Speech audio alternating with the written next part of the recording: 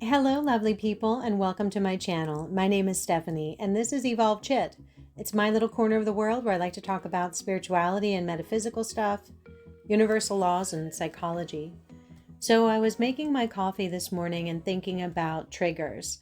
And it's just a lovely Saturday morning, and I really don't have anything planned today. So just making my coffee, and all of a sudden, I get that feeling in my stomach, that anxious feeling, and it kicked in.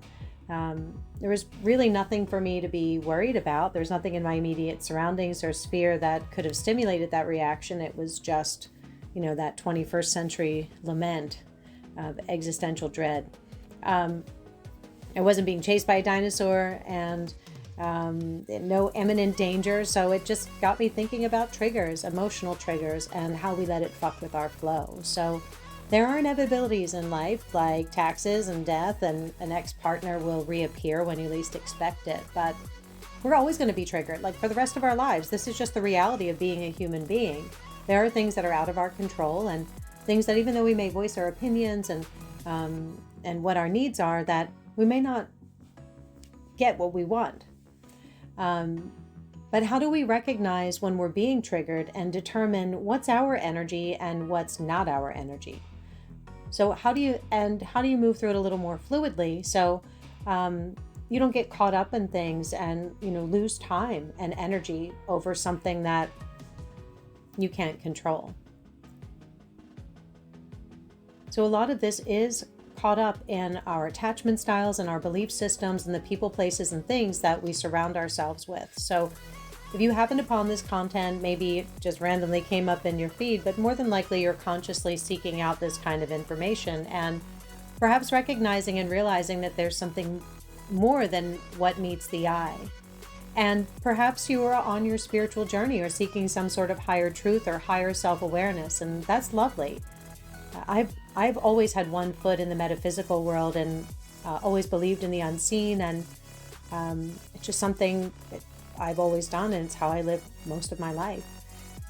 But I never had the self-awareness like I have now, and ever since I was triggered on my spiritual journey about 7 years ago. So what do you do when triggers come up?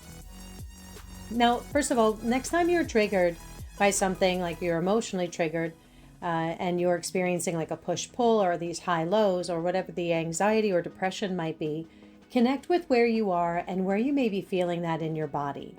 So this is something that I have been consciously practicing for the last few years now.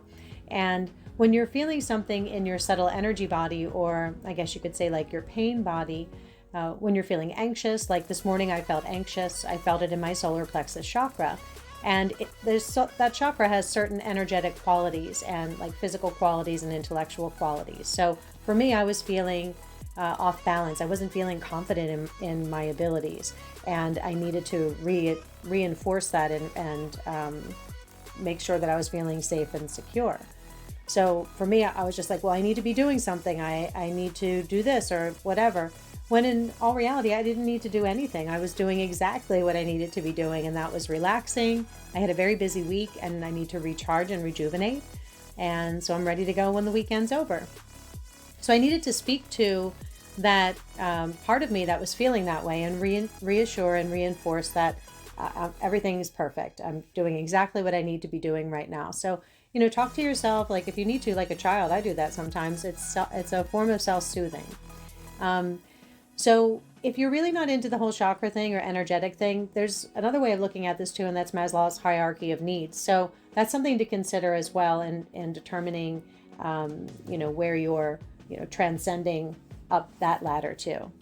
Because the cool thing about this kind of awareness, and when you're tapped into your energy body and you have this awareness about the energy body and how that connects to your emotions, and then your emotions create your beliefs, and then your beliefs create your reality. So this is amazing because you can tap into this source. It's your own personal wisdom, and you are your own best psychic. So once you're able to tap into this energy, it's incredible. Your world really starts to open up. So consider digging into that concept a little bit more and getting in touch with your chakras or energetic centers, and even, the Maslow's hierarchy of needs. And I'll put some links in the comment section, and you can check out some sources that have been really helpful for me, and I hope that they're helpful for you too. So This way you can reduce the trigger so you're not riding that emotional wave of highs and lows, and you can just really see stuff for what it is. Now, of course, you want to make sure it's not a real issue or something you need to address right away, but other than that, oftentimes it's just like emotional baggage or trauma scars. And but if this is something that is persisting for you, then you may need to consider some other support to work through those challenges so you can, create more balance in your life. So you may want to connect with some sort of professional or therapist that can help you there. So that's one way to look at how to deal with your triggers. And another way to consider managing your triggers, especially if you're not able to articulate or, put into words how you're feeling. And this is something that I actually learned from Abraham Hicks. And let's use this as an example. So let's say that there's a feeling of anxiety, and you're trying to move through this and you're unable to verbalize it. You're just having that emotion. So one thing that you can do is look to seek achieving a higher emotion or a higher vibration. So let's say the example is someone's unable to pay a bill and it's an obligation that they want to be able to keep.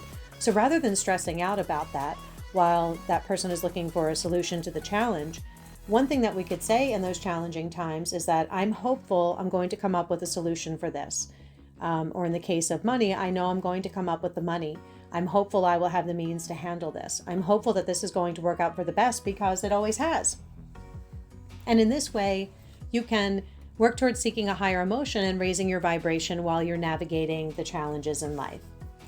So another example would be, many people are seeking love and romantic relationships with a particular person.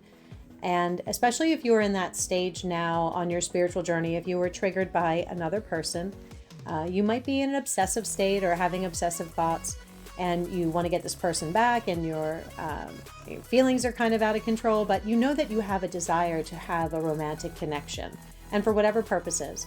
So you can reduce some stress and the trigger by making your affirmations or mindset a little more general. So rather than making it about very specifically a person, you could just make it about love in general and being in that vibration of love, especially if you're triggered. Sometimes we have resistance and it's hard to do that because we're like projecting or whatever.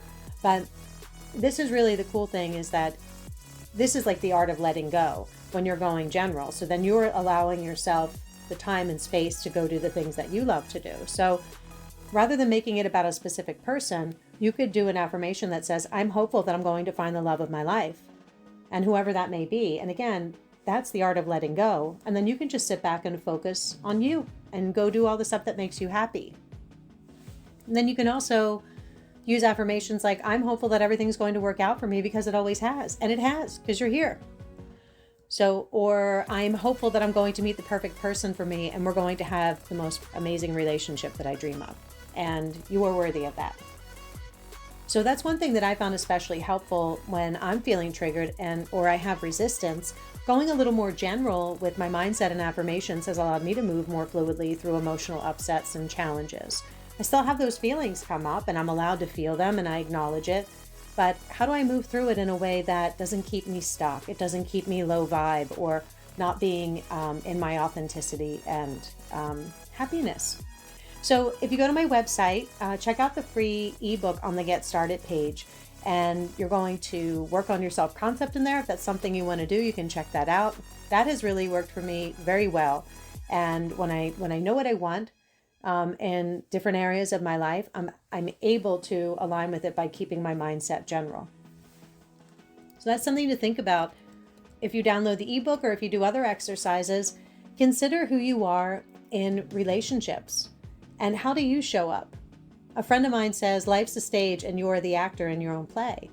So who are you in your relationship to yourself, your closer relationships and friendships, to your neighbors or coworkers, animals and plants? I mean, everything we come into contact with, we exchange a vibration. So what does your vibe say about you?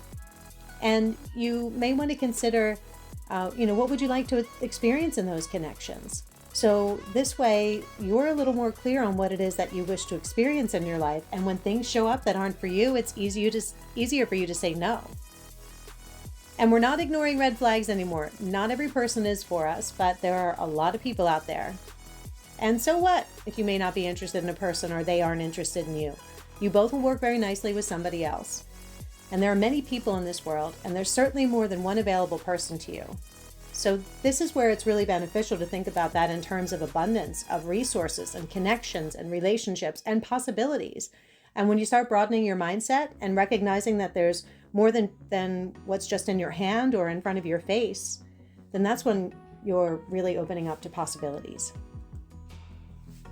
So if you're obsessing about a certain person or people or a situation, that's coming from a place of lack. That's coming from a place of need rather than flow. So keep that in mind. Well, I'm going to wrap up here and just want to remind you to check out my website, evolvechit.com. I have a lot of blog posts, and if you visit the Get Started page, you'll see the link to download the free ebook. So check it out. And I hope you liked this video. If you did, give it a thumbs up and subscribe. Feel free to share it with others who you think may find it useful too. So I'd love to remind you that you are amazing, you're a miracle, you are loved, you are necessary, and you are really needed right now. So step into your power. And until next time, love ya. Bye.